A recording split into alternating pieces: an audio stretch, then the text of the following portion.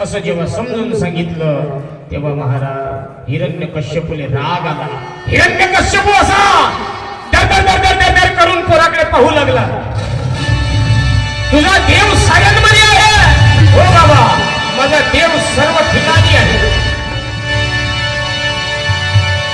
तेव्हा हिरण्यकश्यपूने प्रल्हादाचा हात धरला.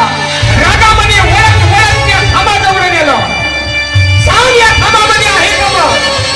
म्हणजे हो बाबा, या खांबामध्ये सुद्धा माझा परमात्मा आहे. आणि हिरण्यकश्यपूला राग आला. हिरण्यकश्यपूने लाथ त्या खांबावर मारली. मारली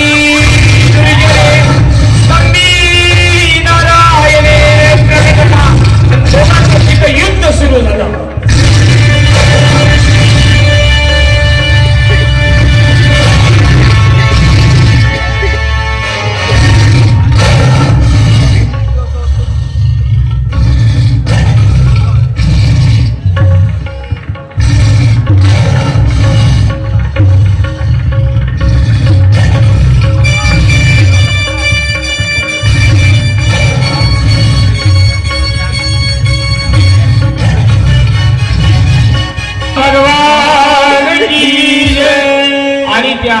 नृसिंह भगवंताने त्या हिरण्यकश्यपूला आपल्या मांडीवर घेतलं महाराज.